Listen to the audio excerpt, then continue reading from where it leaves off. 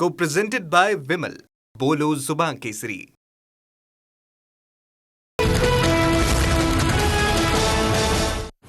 विधान परिषदेसंदर्भात ठाकरेंचं शिष्टमंडळ आणि काँग्रेस नेत्यांमध्ये चर्चा. ठाकरेंनी उमेदवार जाहीर केल्यानं काँग्रेस नेत्यांची नाराजी. उमेदवार जाहीर करताना विश्वासात का घेतलं नाही, काँग्रेसची विचारणा. काँग्रेसकडून ठाकरेंच्या शिवसेनेपुढे पुढील राज्यसभा आणि विधान परिषदेची अट. मात्र ठाकरेंच्या शिवसेनेकडून काँग्रेसला विधान परिषदेची एक जागा देण्याचा प्रस्ताव आहे. दोन्ही पक्षांच्या पहिल्या बैठकीत तोडगा नाहीच.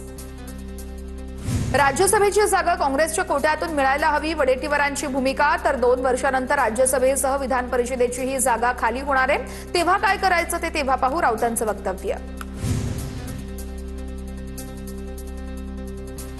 विधान परिषद निवडणुकीवरून मवियातच बिघाडीची चिन्ह. ठाकरेंनी अंबादास दानवे यांना उमेदवारी दिल्यानंतर सुषमा अंधारे नाराज असल्याची चर्चा. तर काँग्रेससह दानवेंच्या विरोधात उमेदवार देण्यावर ठाम. सुषमा अंधारेंना अजून खूप मोठा पल्ला गाठायचा आहे. त्यांनी आताच गुडघ्याला बाशिंग बांधून फिरू नये, संजय शिरसाट यांचा सुषमा अंधारेंना सल्ला. तर सुषमा अंधारे कडवट शिवसैनिक, त्या नाराज नाहीयेत. एकच जागा होती, ती दानवेंना दिली. सुषमा अंधारेंच्या नाराजीच्या चर्चांवरती संजय राऊतांची प्रतिक्रिया. विधान परिषदेसाठी काँग्रेसकडून 6 जणांच्या नावांची चर्चा. बाळासाहेब थोरात, सचिन सावंत, अतुल लोंढे, नसीम खान, वजाहत मिर्झा आणि राजेश राठोड यांची नावं चर्चेत. प्रहारचे नेते बच्चू कडू यांचा शिंदेंच्या सेनेमध्ये पक्षप्रवेश संपन्न. उपमुख्यमंत्री एकनाथ शिंदेंच्या उपस्थितीमध्ये बच्चू कडूंचा शिवसेनेमध्ये जाहीर प्रवेश. बच्चू कडूंचा प्रहार जनशक्ती पक्ष शिंदेंच्या सेनेमध्ये विलीन. मात्र प्रहार संघटना कायम राहणार. शेतकरी आणि दिव्यांगांसाठी आज धनुष्यबाण हाती घेतलंय. जिथे आहे तिथे प्रामाणिकपणे आणि अधिक मजबूतीनं काम करणार. शिवसेनेमध्ये प्रवेश केल्यानंतर बच्चू कडूंची प्रतिक्रिया. सर्वसामान्य जनतेसाठी लढणाऱ्या नेत्याचा आज शिवसेनेत पक्षप्रवेश झालेला आहे. बच्चू कडूंच्या विश्वासाला तडा जाणार नाही. बच्चू कडूंच्या शिवसेना प्रवेशानंतर उपमुख्यमंत्री एकनाथ शिंदे यांची ग्वाही. शिंदेंच्या शिवसेनेकडून बच्चू कडू आणि नीलम गोऱ्हेंना विधान परिषदेची उमेदवारी. एकनाथ शिंदे यांच्याकडून बच्चू कडू आणि नीलम गोऱ्हेंच्या नावाची चर्चा. भाजपच्या 5ही उमेदवारांनी विधान भवनामध्ये अर्ज भरलेले आहेत. मुख्यमंत्री देवेंद्र फडणवीसांच्या उपस्थितीमध्ये भाजप उमेदवारांनी अर्ज भरलेले आहेत. विधान परिषदेसाठी ठाकरेंच्या शिवसेनेकडून अंबादास दानवे यांना उमेदवारी. अंबादास दानवे आज उमेदवारी अर्ज दाखल करणार आहेत. मवियाची सगळी मतं अंबादास दानवेंना मिळाली आहेत. तर संजय राऊत यांचा दावा. तर विधान परिषद निवडणुकीमध्ये काँग्रेस उमेदवार जिंकणार. नाना पटोलेंचं भाष्य. उपमुख्यमंत्री सुनेत्र पवारांच्या उपस्थितीमध्ये झिशान सिद्दीकी यांच्याकडून उमेदवारी अर्ज दाखल. सुनील तटकरे, छगन भुजबळही उपस्थित. विधान परिषदेसाठी राष्ट्रवादीकडून झिशान सिद्दीकींना उमेदवारी. अजितदादांनी दिलेला शब्द पाळल्यानं सुनेत्रा वहिनी, पटेल, तटकरेंचे आभार. झिशान सिद्दीकींची प्रतिक्रिया. मुंबईमध्ये एमआयएमला धक्का. 1 नगरसेवक कमी होण्याची शक्यता आहे. नगरसेविका रोशन इरफान शेख यांचं जात प्रमाणपत्र अवैध. जात प्रमाणपत्र समितीने प्रमाणपत्र अवैध ठरवलेलं आहे. मानखुर्द शिवाजीनगर प्रभाग क्रमांक 138 मधून बघूयात बातम्यांचा वेगवान आढावा. वसंत मोरे शिवसेना ठाकरे गटाच्या पुण्याच्या शहर प्रमुखपदी. उद्धव ठाकरे यांच्याकडून वसंत मोरे यांच्या नावाची घोषणा. ही संधी दिल्याबद्दल उद्धव ठाकरेंचे आभार मानलेत. नियुक्तीनंतर वसंत मोरे यांची प्रतिक्रिया. बालेवाडीमध्ये कृष्णा विश्व विद्यापीठाच्या इन्स्टिट्यूट ऑफ कलनरी आर्ट्स इमारतीचं भूमिपूजन संपन्न. मंत्री चंद्रकांत पाटलांच्या हस्ते भूमिपूजन संपन्न.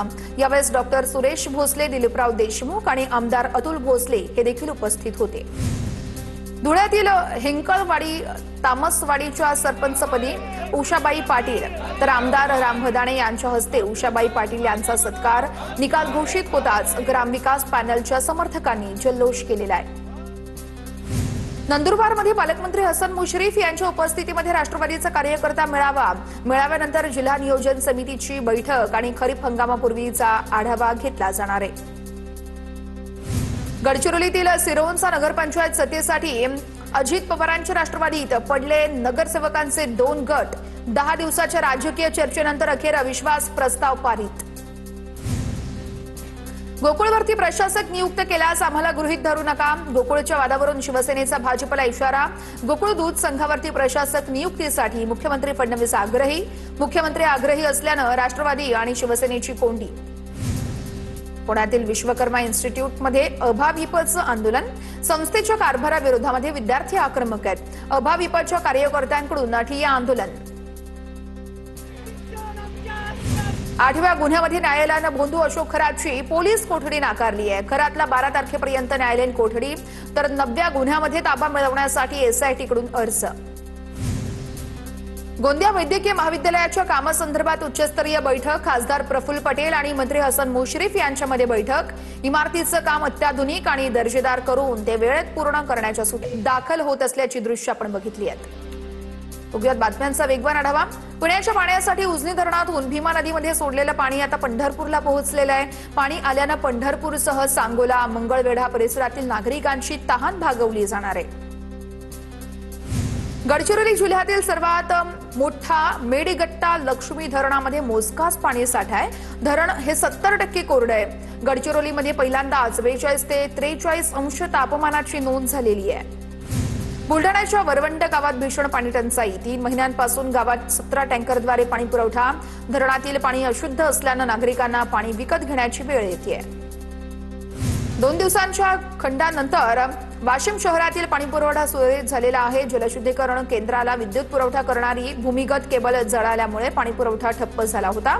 महावितरणकडून युद्ध पातळीवरती दुरुस्ती करण्यात आली आणि पाणीपुरवठा सुरळीत झालाय. गोंदिया जिल्ह्यामध्ये उष्णतेचा तडाखा. तापमान 43 अंशांवर पोहोचलंय. जिल्हा आणि ग्रामीण रुग्णालयांसह प्राथमिक आरोग्य केंद्रात उष्माघात कक्ष सुरू करण्यात आलाय. जळगाव जिल्ह्यासह राज्यात उष्माघातानं नागरिकांचा मृत्यू. उष्माघाताला नैसर्गिक आपत्तीचा दर्जा देऊन 10 लाखांच्या मदतीची घोषणा करावी. एकनाथ खडसे यांची राज्य सरकारकडे मागणी. धाराशिवच्या येडशी अभयारण्यामध्ये पाण्याविना पशुपक्ष्यांचे हाल होत आहेत. जिल्ह्यामध्ये तापमान 41 अंशांवर पोहोचलंय. वन विभागाकडून पाणवठ्यांमध्ये पाणी टाकण्यास हलगर्जीपणा होत असल्याचा आरोप केला जातोय. Co-presented by Vimal. बोलो जुबान केसरी.